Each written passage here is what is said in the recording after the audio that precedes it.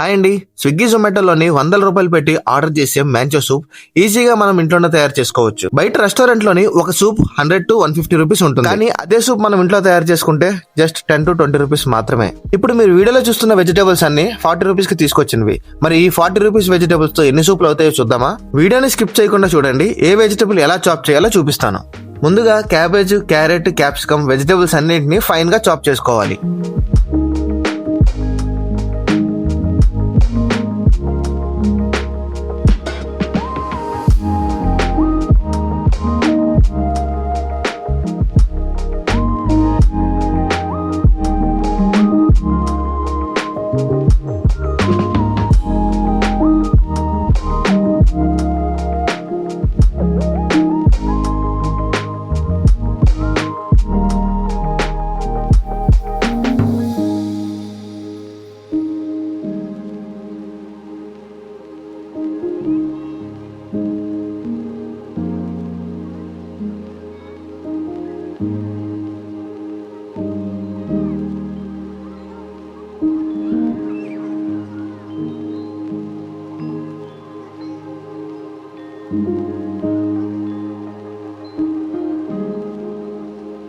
Friends, ginger garlic ఇలా chop చేయడం మీకు కష్టం అనిపిస్తే మీరు కావాలంటే జింజర్ గార్లిక్ పేస్ట్ కూడా యూస్ చేసుకోవచ్చు. కాకపోతే జింజర్ గార్లిక్ ఇలా చాప్ చేసి వేసుకోవడం వల్ల కొంచెం టేస్ట్ అనేది డిఫరెంట్ గా ఉంటుంది.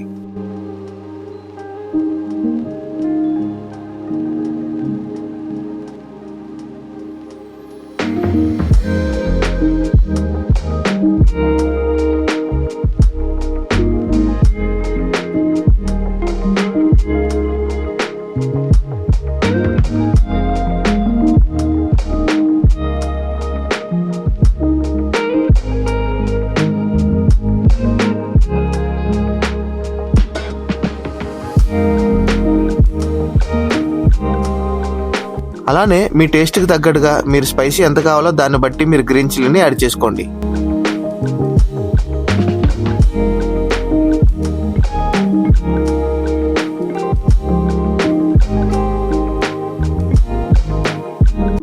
ఏంటి ప్రతి వెజిటేబుల్ ని ఇలా కీమా చేసేస్తున్నాడు అని అనుకుంటున్నారేమో. ఫ్రెండ్స్, సూప్ మనం తాగినప్పుడు పెద్ద పెద్ద వెజిటేబుల్ కాకుండా మీకు వీలైనంత వరకు చిన్నగా కట్ చేసుకోండి, అప్పుడే బాగుంటుంది. ఇప్పుడు మనం చేసే క్వాంటిటీ కనీసం 10 మందికైనా వస్తుంది అనమాట. సో కడాయి ఫుల్ గా వాటర్ వేసుకొని అందులో మనం కట్ చేసి పెట్టుకున్న జింజర్ ని, గార్లిక్ ని యాడ్ చేసుకోవాలి. దాంతో పాటు గ్రీన్ చిల్లీని కూడా వేసేసుకుందాం. ఇప్పుడు ఒక 10 నిమిషాలు మూత పెట్టి బాయిల్ చేసుకోవాలి. ఇలా వాటర్ బాయిల్ అయిన తర్వాత చాప్ చేసి పెట్టుకున్న క్యాబేజ్ ని, క్యారెట్ ని యాడ్ చేసుకోవాలి. 10 సూపులకి 2 స్పూన్లు సాల్ట్ అయితే సరిపోతుంది. సో ఇప్పుడు సోయా సాస్ ని యాడ్ చేసుకుందాం. మ్యాంచో సూప్ అంటే కన్ఫర్మ్ గా సోయా సాస్ అనేది యాడ్ చేసుకోవాలి. అలానే కొద్దిగా వెనిగర్ ని కానీ లేదంటే లెమన్ జ్యూస్ ని కానీ యాడ్ చేసుకోవాలి. నా దగ్గర వెనిగర్ ఉంది కాబట్టి వెనిగర్ వేసుకుంటున్నాను. సాసులన్నీ వేసిన తర్వాత ఒక 5 నిమిషాలు సూప్ ని బాగా మరగనివ్వాలి.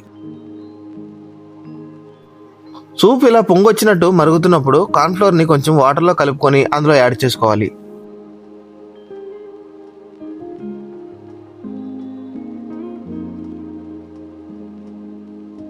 కార్న్ఫ్లోర్ ని ఒకేసారి సూప్ లో వేయకుండా కొద్ది కొద్దిగా వేసుకుంటూ వీడియోలో చూపిస్తున్నట్టు కలుపుకోవాలి.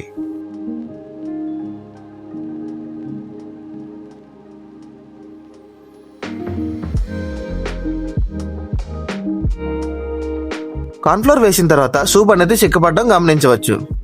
మరీ వెజిటేబుల్ సూప్ తాగితే ఏం బాగుంటుంది కదా అని నేనైతే ఒక ఎగ్ ని ఇలా బీట్ చేసుకుని సూప్ లో వేసుకున్నాను. ఫ్రెండ్స్, మీరు ఎగ్ డ్రాప్ వేయాలనుకుంటే సూప్ ఇలా బాగా మరుగుతున్నప్పుడు మాత్రమే వేయండి. అలాగే మీరు కావాలనుకుంటే ఇందులో చికెన్ కూడా యాడ్ చేసుకోవచ్చు. సో ఫైనల్ స్టేజ్ లోని సూప్ మరిగినప్పుడు ఇలా పక్క నుంచి వచ్చే నొరగని పక్కకి తీసేసుకోండి.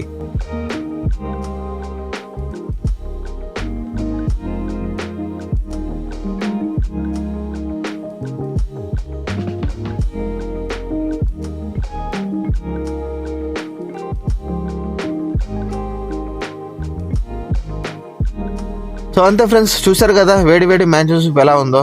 ఫ్రెండ్స్, నెక్స్ట్ వీడియోలోని ఏ సూప్ చేయాలో కామెంట్ చేయండి. అలాగే వీడియో నచ్చితే లైక్ చేయండి, సబ్స్క్రైబ్.